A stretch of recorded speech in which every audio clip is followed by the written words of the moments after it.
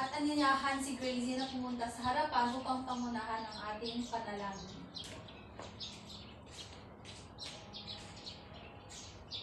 Son, the Holy Spirit, Amen.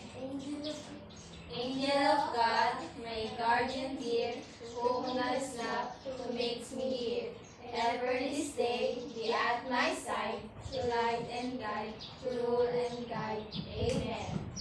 In the Father, the Son, the Holy Spirit. Amen. Bago tayo umupo, nais ko munang ayusin niyo ang inyong sarili at pulutin ang mga kalat kung maaari. Maaari ng umupo. Magandang araw mga bata. Magandang araw, Teacher Angel. Maaari ng umupo. Ngayon naman, tumingin kayo sa inyong mga katabi. Maaari niyo bang sabihin kung sino ang lumiban ngayon? Bravo! Mahusay! Bago tayo mag-umpisa sa ating talakayin, sino ang nakakaalala kung ano ang pinag-aralan natin noong nakaraang linggo? Rosaline? Mga bahagi po ng computer. Tama. Ano-ano naman ang mga bahagi ng computer? Lexid? CPU po. Ano pa? Crazy? Keyboard. JR? Monitor. Jessica? Webcam. Sunshine? Speaker. Divine? Mouse. Mahusay. Lahat ng mga binanggit nyo ay mga bahagi ng computer na pinag-aralan natin noong nakaraang linggo. Ngayon naman, meron ako ditong isang larawan. Ano ang nakikita nyo sa larawan? Crazy? Nagko-computer. Nagko-computer. Tama. Isang lalaki nag-computer. Ano naman ang maaring gawin ng isang lalaki sa computer? Lexid? Nag-online class po. Tama. Ano pa? Cheska? Maglaro po. Mahusay. Ngayon naman, bago tayo tumuloy sa ating talakayin, meron akong inihanda dito na word search. May mga salita na nakapaloob dito na nais kong hanapin. Handa na ba kayo? Opo! Okay. Sino ang unang maghahanap ng words? JR?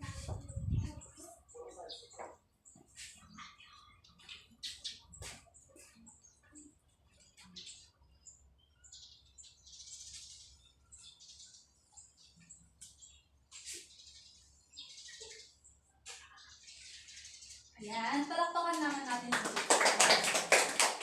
Sino pa? Rosaline?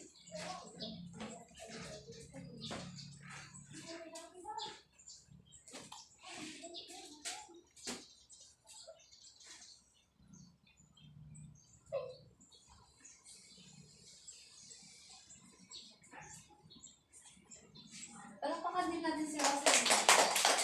Sino pa? Meron pa ba? Divine?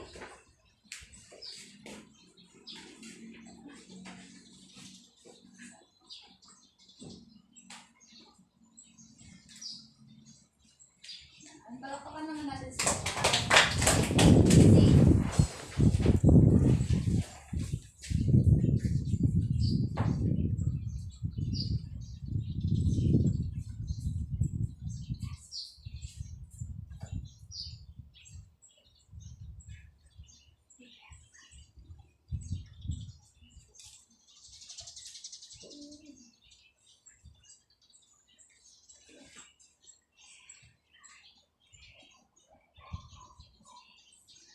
Palakpakan naman natin si Gracie. Meron pa ba? Meron pa ba kayo nakikita? Lexid?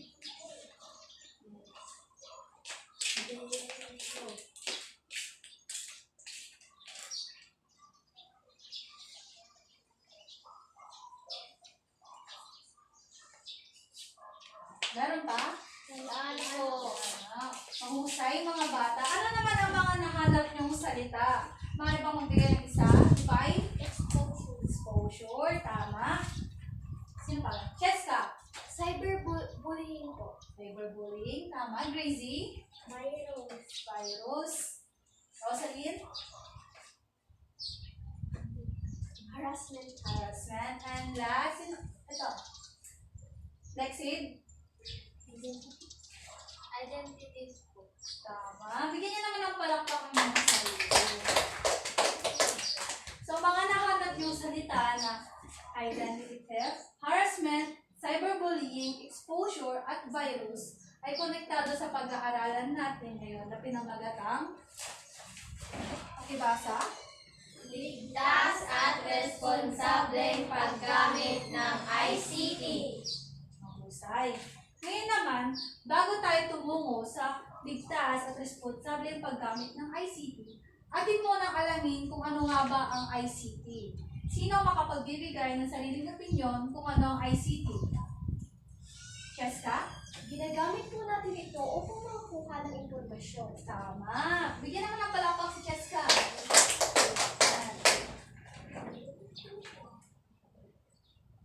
So ngayon, malalaman natin kung ano nga ba ang ICT. Sinong gustong magbasa? Kung ano nga ba ang ICT? Divine? Tumutukoy ang information and communication technology sa teknolohiya na tumutulong sa mga tao upang makakuha ng impormasyon. Tama. So, sino dito ang may mga computer sa bahay? Computer? Meron. Diba? So, ano ba yung mga iba't ibang gadgets or iba't ibang klase ng teknolohiya na ginagamit nyo para sa pagkuha ng impormasyon? Crazy. Cellphone. Ano pa? Salen? Laptop. Laptop. Tama. Lahat ng mga binanggit nyo ay mga kasali sa ICT na pinagkukuhanan natin ng impormasyon. Ayan, so alam na natin kung ano ang ICT at ang mga halimbawa nito. Handa na ba kayong makinig? Opo! Kung handa na kayong makinig, 1, 2, 3, eyes on me. 1, 2, 3, eyes on you! 1, 2, 3, hands on the table. And if you're ready to listen, copy me. So ngayon, pag-aaralan na natin ang ligtas at responsableng paggamit ng ICT. Kasiyasiyang gawain ang paggamit ng ICT, ngunit may kalakip na mga salik ang mga paggamit ng ito. Ano nga ba ang mga ito? Una ay ang pagbasa. Lahat kayo. Exposure o pagkalantad ng mga di naangkop na materyales. Sinong gusto magbasa? Rosaline? Maaari kang makakita ng materyales na tahasang sexual, marahas at ipagbabawal o iligal. Yan. So, nararanasan natin ito kung saan-saan tayo napupuntang mga websites. Sino na nakaranas nito? Yung may nagpapakitang mga larawan na hindi kaaya-aya. Yan. So, iwasan natin ang pag-open ng mga website na hindi privado. Sunod. Viruses, adware, at spyware. Sino naman ang gusto magbasa? Cheska? Maaaring makakuha ng mga virus sa paggamit ng internet na maaaring makapaminsala ng mga files at memorya ng computer. Yan. Dahil sa kung saan-saan tayo napapadpad sa computer o sa mga website, nakakakuha tayo ng virus. Yung virus na yun yung nagkakos ng paglalag ng computer at maaaring mawala yung mga files na nakasave dito. Naiintindihan? Opo! Sunod naman. Harassment o cyberbullying. Pakibasa. Lexid? Maaari kang makaranas ng cyberbullying o malagay sa peligro dahil sa pakikipag-ugnayan sa mga hindi kakilala. Yan. Sino nakaranas ng cyberbullying? Cyberbullying, ito yung sa, kunwari sa Facebook. Doon kayo binubully ng mga kaaway nyo. Kaya na lang ng mga pinagtatawanan natin sa Facebook, yung mga memes, di ba? Kung sino-sinong tao yung mga nandun sa memes na tinatawanan. Sa part ng taong yun yun na yung tinatawag nating cyberbullying kasi hindi niya alam na ginagawa na siyang katatawanan sa social media. At harassment naman, ito yung parang pinipilit kayo ng isang tao hindi nyo kakilala sa computer na ibigay yung gusto nila. Naiintindihan? Opo. Sunod. Pagnakaw ng pagkakakilanlan o identity theft. Meron ba kayong, sa pagkakalam niyo, ano nga ba ang identity theft? Ngayon, alamin natin kung ano nga ba ito. Sino magbabasa? JR? Ang naibahagi mong personal na impormasyon ay ginagamit ng ibang tao sa paggawa ng krimen. Yan. Kung ano-anong naibibigay nating personal na impormasyon sa mga tao hindi natin kakilala sa internet, maaari nila itong gamitin para sa mga krimen gaya na ng pang-scam, di ba? Sa pag-scam, ginagamit nila yung pangalan mo, yung address mo, para makapanloko ng tao, pero hindi mo alam na ginagamit na nila ito. Ngayon naman, ganito mga tamang pamamaraan sa paggamit ng ICT. Sino magbabasa sa number 1? JR? Iyakin kung ano yung websites ang maaaring bisitahin at kung gaano katagal gumamit ng computer. Pangalawa? Lexid? Magpa-install ng internet content filter. Ayan. So, tandaan na makipag-ugnayan lamang sa mga kakilala o kaibigan tuwing online. Sundin ang tamang gabay na itinakda sa paggamit ng mga social media, instant messaging, email, online gaming, at webcam. Ngayon naman, nandito yung mga bagay na dapat isaalang-alang para sa ligtas na paggamit ng ICT. Una ay ang Rosaline?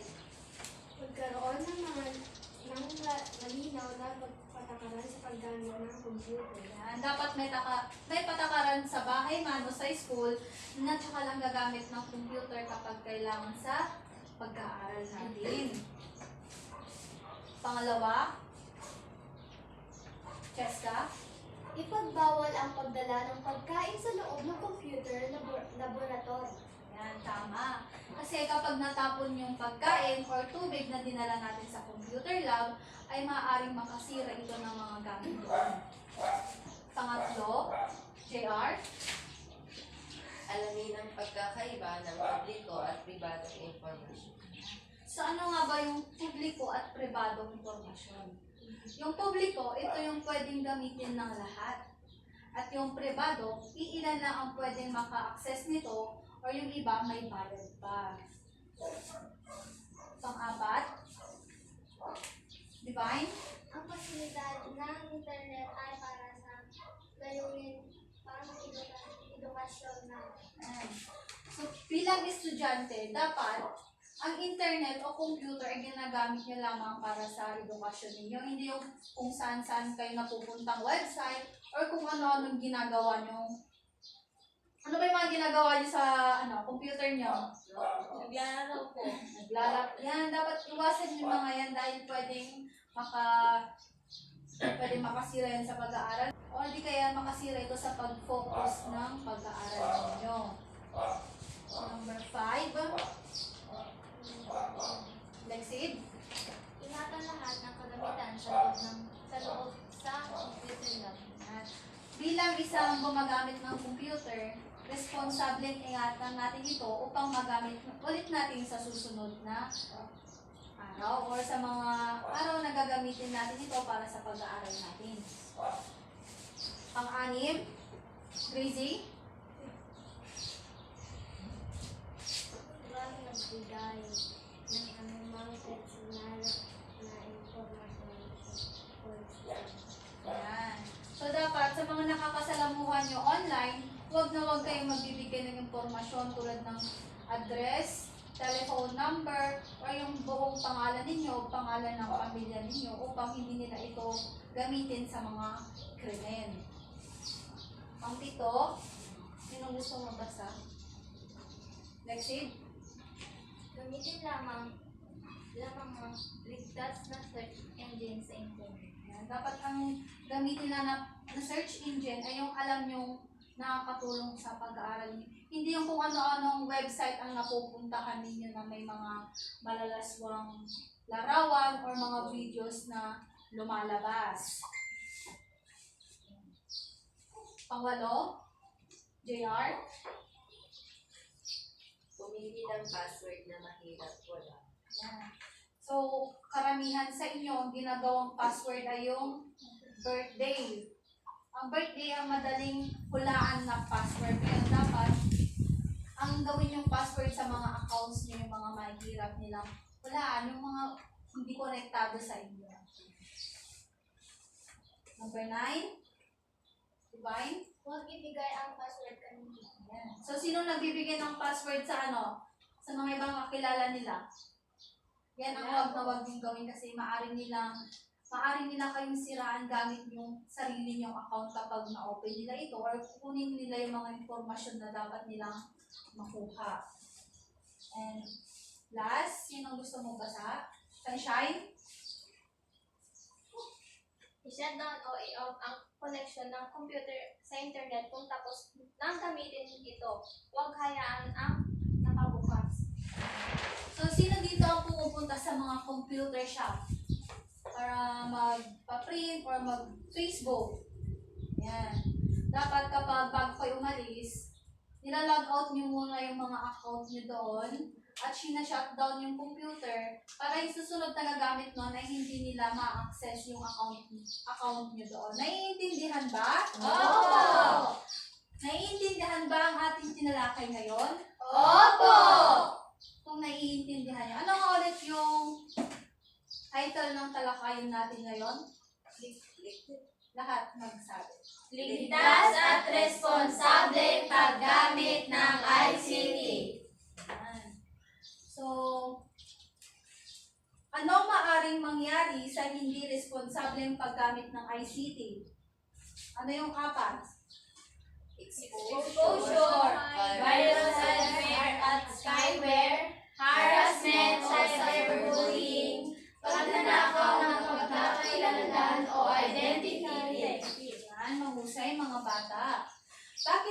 Bakit naman mahalaga maging responsable tayo sa paggamit ng ICT? Cheska? Upang maiwasan po natin ang pahamak na dulot nito. Tama. Kung kaya't kailangan maging ligtas at responsable tayo sa paggamit natin ito para sa sarili nating kapakanan. Naiintindihan ba? Opo! Ngayon naman, may ihanda ako dito ang aktibidad na pinamagatang Tama o mali? Sabihin lang kung tama. Sabihin lang ang tama kung ang pinapakita sa pangungusap ay tama at mali naman kung hindi. Sino gusto ang sumagot sa number 1? Rosaline? Ibigay ang password sa kamag-aral upang magawa ang output. Mali po. Tama ba ang sagot niya? Opo! Yan naman ng palakpak. Pangalawa? Divine? Dapat ipaalam sa guro ang mga nakita mo sa internet Tama ba? Tama po! Bigyan naman ng 3 palakpak. Pangatlo, Cheska? Maaari magbigay ng personal na impormasyon sa nakilala mo sa internet. Mali po. Mali ba ang sagot? Opo! Bigyan naman natin siya ng 3 palakpak. Pangapat? Lexid? Dapat gumamit ng internet sa paaralan anumang oras at araw. Mali po. Yan, mali. Bigyan naman natin siya ng 3 palakpak. Panglima? JR? Makakatulong sa mabilis na pagkuha ng impormasyon ng paggamit ng ICT, gadget at gadget. Tama. Tama. Bigyan rin natin ng 3 palakpak si JR. Ngayon naman, nais kong maglabas kayo ng inyong papel at sagutin ang aktibidad na ito.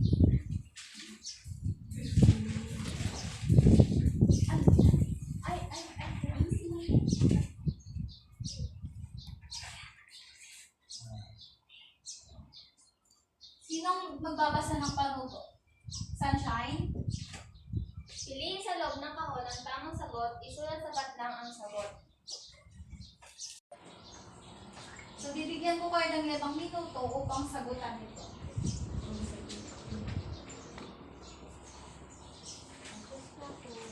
Tapos na ba mga bata? Ayan. So, mag-exchange paper na kayo at atin na itong sasagutan. Ayan.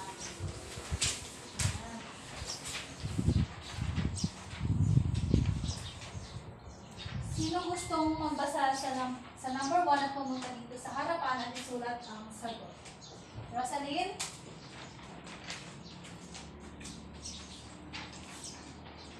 Basahin mo na bago sagot.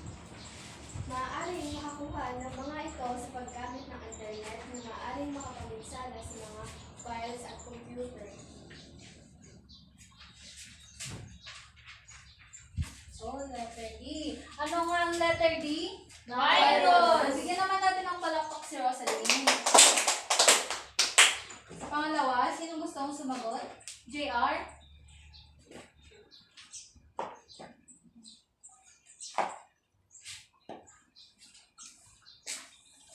Maaari kang makaransito o malagay sa video dahil sa pakikipag-ugnayan sa mga hindi natin.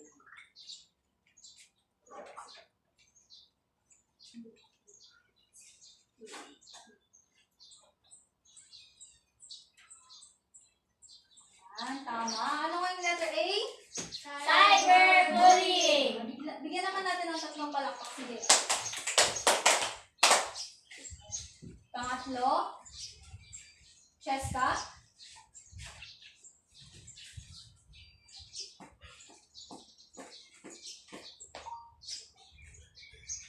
Maaari kang makakita ng materyales na tahasang sexual o illegal.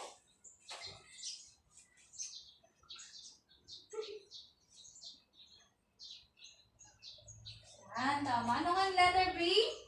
Exposure! Yan din ang 3 palakpak si Cheska. Pang-4, Sunshine.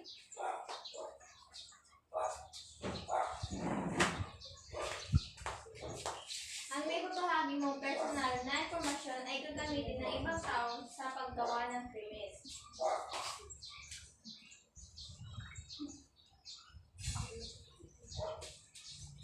Yan. So, letter C. Tama. Ano nga yung letter C? Identity theft! Yan, 3 palakpak si Sunshine. Pang-5, Divine. Tumutukoy ang ito sa teknolohiya na tumutulong sa mga tao upang makakuha ng mga impormasyon.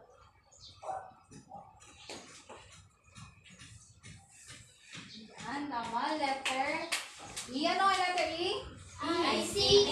ICT. So, tama lahat ng inyong sinagot. Ngayon naman, gusto kong bigyan nyo ng Mami Janisha clap ang inyong mga sarili. Alam nyo ba yon? Hindi pa po! Yan. So, tumayo tayong lahat para kami natin. Ganito lamang yung gagawin. 1, 2, 3. 1, 2, 3. Very good, very good, very good. Naiintindihan? Opo! Ayan, gawin natin na sabay-sabay. 1, 2, 3! 1, 2, 3! Very good, very good, very good! Kaya naman, para sa inyong takdang aralin na ipapasa nyo sa susunod na linggo, sino gustong magbasa? Sunshine? Pagbuo ay isang poster o infographic na nagpapakita ng mga pamamaraan na ligtas at responsabling paggamit ng ICT. Maaaring isama ang mga sumusunod na paksa. Number 1. Paglikha ng malakas na password at pag-iwas sa pagbabahagi nito sa iba. Pangalawa, pagiging maingat na paglabas ng personal na impormasyon online. Pangatlo, paggamit ng mga mapagkakatiwalaang website. So ito, maaari kayong magpatulong sa inyong mga magulang or sa mga ate at kuya sa pagbuo ng poster or infographic. Ito ay papasa nyo sa susunod nating talakayin. Naiintindihan ba? Opo! So ayan, naiintindihan ba lahat ng pinag-aralan natin ngayon? Opo! Gusto nyo na bang umuwi? Opo! So bago tayo umuwi, lahat para sa maikling panalangin. Inaanyayahan ko si Cheska para sa panalangin bago umuwi.